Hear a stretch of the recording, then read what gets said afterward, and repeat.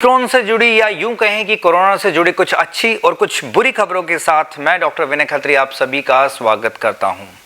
सबसे पहले बात करते हैं अच्छी खबरों से, और अच्छी खबर ये है कि जो भी पेशेंट ओमिक्रॉन से ग्रस्त हो रहे हैं उनका जो रिकवरी टाइम है एज कंपेयर टू डेल्टा या अल्फा वो आधा है। यानी अगर डेल्टा या अल्फा वेरिएंट में अगर आपको रिकवर होने में 14 डेज लग रहे थे तो ओमिक्रॉन वेरिएंट में रिकवरी रेट सिर्फ और सिर्फ 7 डेज में हो रहा है। कल मैंने कहा था कि जो दिल्ली में है इस वीकेंड में शायद 10,000 केसेस जो हैं पॉजिटिव हो जाएंगे, लेकिन ओमिक्रॉन ने सारी कैलकुलेशन को गलत साबित कर दिया है। लास्ट 24 घंटे में अगर सिर्फ दिल्ली की बात करें तो 10,000 पेशेंट से ऊपर जो है पेशेंट पॉजिटिव पाए गए हैं।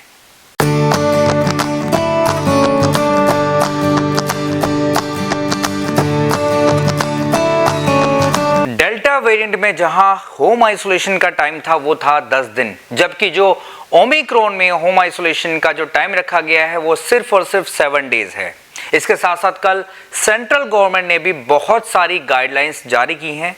उनमें सबसे पहले ये कहा गया है कि पेशेंट खुद ब खुद सीटी स्कैन करवाने ना जाएं जब तक कि कोई भी सीवियर या मॉडरेट सिचुएशन में वो ना हो। जब तक कि डॉक्टर प्रिस्क्राइब ना करें तब तक आपको सीटी स्कैन नहीं करवाना है। इसके अलावा आपको कम से कम 7 डेज अपने आप को होम आइसोलेट करना है। इसके साथ साथ आपको कोई भी स्टेरॉइड बिना प्रिस्क्रिप्शन के नहीं लेनी है, और अगर आपको लगता है कि आपको माइल्ड सिम्टम्स हैं तो आप हॉस्पिटलाइज ना हो।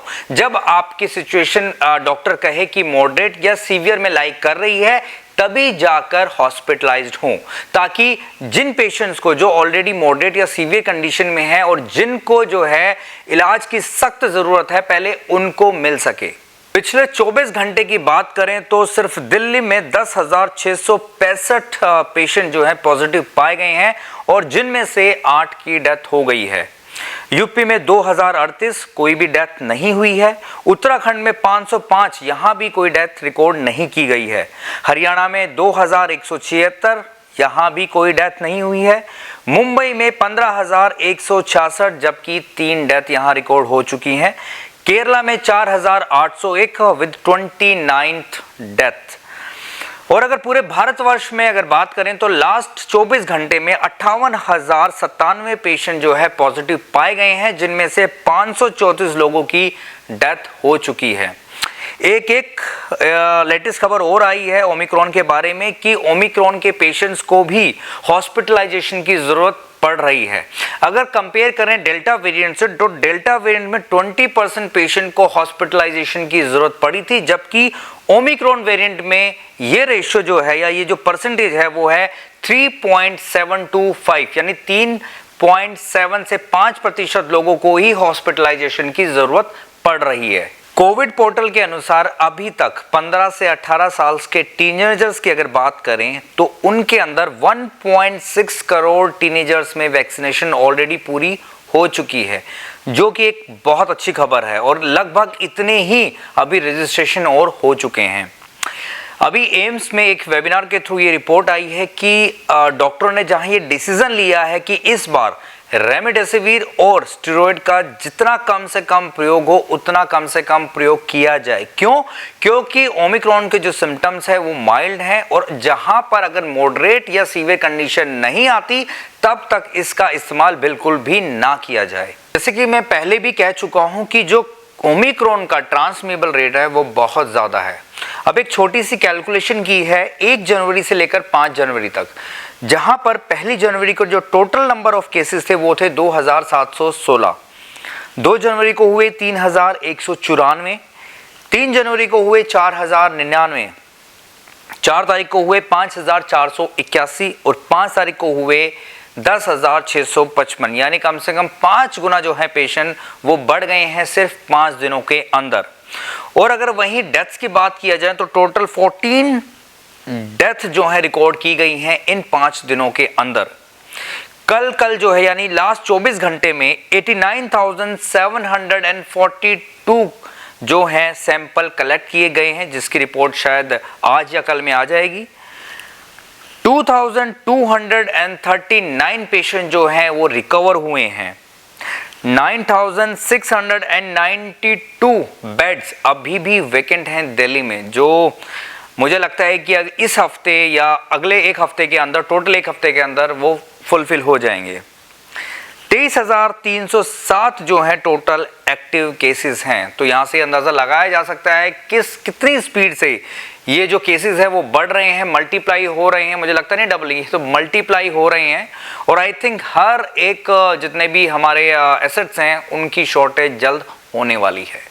आज भी क्लिनिक आते हुए जाने रोडों पे सिर्फ और सिर्फ एम्बुलेंस की सायरों की आवाज़ बहुत ज़्यादा थी। हॉस्पिटलों के बाहर भीड़ लग रही है और जैसा मैंने पहले बताया कि अगले एक हफ्ते के अंदर शायद ही दिल्ली में कोई बेड जो है वो वैकेंट मिलेगा। लोग ना जाने पता नहीं सिर्फ और सिर्फ डर के कारण भी जो है हॉस्पिटलों में जा रहे हैं। जिन्होंने मेडिकल पॉलिसी ले रखी है वो भी जाकर ऐसे ही एडमिट हो रहे हैं, जबकि जो सिम्टम्स हैं वो सिर्फ और सिर्फ माइल्ड हैं। तो मैं पहले भी कह चुका हूं और अब भी कह रहा हूं कि जिसके अंदर जो सिम्टम्स हैं वो माइल्ड हैं, यानी आपको फीवर जो है बहुत ही लो ग्रेड है, ऑक्सीजन जो लेवल है वो 95 से अबव बना हुआ है, आपको कोई शॉर्टनेस या सांस लेने में कोई भी दिक्कत नहीं है, तो प्लीज़ प्लीज़ प्लीज़ घर में अपने आप को 7 दिन के लिए अपने आप को आइसोलेट रखें। अगर आप वीडियो कंसल्ट करके भी डॉक्टर से प्रिस्क्रिप्शन ले सकते हैं, उन पैरामीटर को फॉलो कीजिए और खुद भी आप डरने की कोई ज़रूरत नहीं है। एक हफ्ते के अंदर आप अपने आप ही ठीक हो जाएंगे अगर कोई आप सीवियर पेशेंट या मॉडरेट सिचुएशन में नहीं पहुंचे हैं। लास्ट 24 घंटे में दिल्ली में 8 डेथ्स रिकॉर्ड की गई हैं और बुरी खबर यह है कि उन 8 पेशेंट्स में से 3 पेशेंट वो थे जिन्होंने दोनों वैक्सीन की दोनों डोजेस ले ली थी।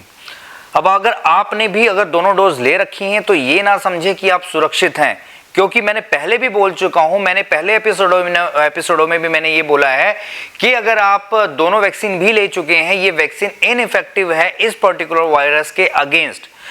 आपने अगर वैक्सीन ली है ये अच्छी बात है, आपके अंदर इम्यूनिटी है वो भी अच्छी बात है, लेकिन क्या वो इम्यूनिटी इस वायरस के अगेंस्ट काम करेगी वो ना आप बोल सकते हैं ना हम बोल सकते हैं। तो अपने आप को आप जो है सेफ जोन में रखें, जो भी प्रोटोकॉल बताए गए हैं उन प्रोटोकॉल को अपनाएं, हमेशा दूरी बनाए रखें, जब जरूरी हो तो ही घर से बाहर निकलें और मास्क लगाना बिल्कुल ना भूलें। हम सब कह रहे हैं इस वेरिएंट को माइल्ड है, माइल्ड है, माइल्ड है। न्यूज़पेपर में आप पढ़ रहे हैं कि ये वेरिएंट माइल्ड है, पॉलिटिशियंस बोल रहे हैं कि ये वेरिएंट माइल्ड है। न्यूज़पेपर में या न्यूज़ में हर जगह आपको सिर्फ यही सुनाई दे रहा है कि ये वेरिएंट माइल्ड है, लेकिन फिर भी डेथ हो रही हैं और आगे भी डेथ हो सकती हैं। तो जिसके घर में ये डेथ होती हैं इसका दर्द सिर्फ वही समझ सकता है। हम इसको माइल्ड बोल रहे हैं कंपेयर करके जो पहले वेरिएंट आए थे डेल्टा या अल्फा, उसके कंपैरिजन में ये माइल्ड है, लेकिन ये माइल्ड वेरिएंट आपके अंदर माइल्ड रहेगा, मॉडरेट रहेगा या सीवियर रहेगा, ना तो ये न्यूज़पेपर बता सकता है, ना पॉलिटिशियन, ना ही हम डॉक्टर बता सकते हैं। इसलिए बोल रहे हैं कि सावधानी बरतेंगे उसी में ही समझदारी है। ओमिक्रॉन का जो ट्रांसमिबल रेट है वो है 3 से 4 गुना, यानी 3 से 4 गुना ही ज्यादा पेशेंट्स आएंगे, 3 से 4 गुना ज़्यादा हमें हॉस्पिटल्स में बेड चाहिए होंगे, 3 से 4 गुना ही हमें वेंटिलेटर्स चाहिए होंगे, इतनी ही मेडिसिन चाहिए होंगी, इतनी ही हमें ऑक्सीजन चाहिए होंगी। तो ये ना हो कि आने वाले समय में इतनी डिमांड से जो हमारा इंफ्रास्ट्रक्चर है वो ही कोलैप्स ना हो जाए, और जब हमें रिक्वायरमेंट हो सच में इसकी और तो हमारे हाथ में कुछ भी ना लगे।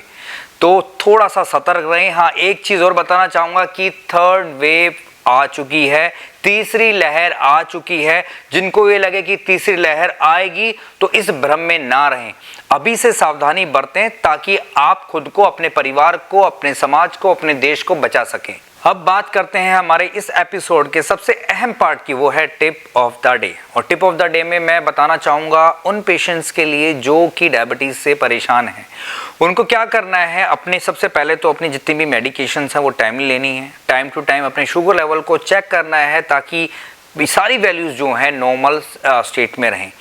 अगर आपको लगता है कि फ्लक्चुएशंस आ रही हैं तो एक काम और कर सकते हैं कि आप सुबह आपको खाली पेट लेना है, लेकिन उसके लिए तैयारी आपको उससे पहली रात को ही करनी है। आपने क्या करना है कि एक ग्लास में आप एक चुटकी भर जो है चिरायता जो होता है वो ड्राई हर्ब्स होती हैं, वो एक चुटकी ड्राई हर्ब्स आप जो है या 1/4 चम्मच आप ड्राई हर्ब्स पानी में डाल के रख सकते हैं। या कोशिश कीजिए कि एक थोड़ा सा उबाला दे दें और उबाला देने के बाद उसको ढक कर रख दें। सुबह सुबह उठ के ही, क्योंकि ठंड के दिन है तो ठंडा ना पिए, थोड़ा सा गुनगुना करके सुबह खाली पेट उस चिरायते के पानी को आपने लेना है। और उसके लेने के बाद आपने ये भी देखना है कि आपकी जो वैल्यूज़ हैं वो कितनी आ रही हैं। मतलब अगर आप सुबह खाली पेट लेते हैं तो कोशिश कीजिए दोपहर को 12-1 बजे के आसपास अपनी जो भी कितनी वैल्यूज़ आई हैं उसको एक चार्ट में लिखें। अगर लगता है कि उसमें फ्लक्चुएशंस आ रही हैं, अभी भी ज़्यादा है, तो इस चिरायते को पानी को आप दिन में 2 बार भी ले सकते हैं। बहुत ज़रूरी है आपके लिए कि आप अपने इसको लें, नहीं तो कोमॉर्बिड पेशेंट्स के लिए जो है ओमिक्रॉन शायद और भी खतरनाक साबित हो सकता है। आशा करता हूं आपको आज का ये एपिसोड पसंद आया होगा। हमारी इस वीडियो को अपने तक सीमित ना रखें, जितने लोगों तक आप शेयर कर सकें उसको शेयर कीजिए ताकि सभी को अहम जानकारी जो है प्राप्त होती रहें। अगर आपको कोई भी डिसऑर्डर है, आप किसी भी बीमारी आपके से परेशान है या कोई भी आपका क्वेश्चन है किसी भी समस्या को लेकर, तो आप कमेंट सेक्शन में या स्क्रीन पर फ्लैश हो रहे व्हाट्सएप करके या कॉल करके हमसे संपर्क कर सकते हैं और अपनी समस्या का समाधान पा सकते हैं।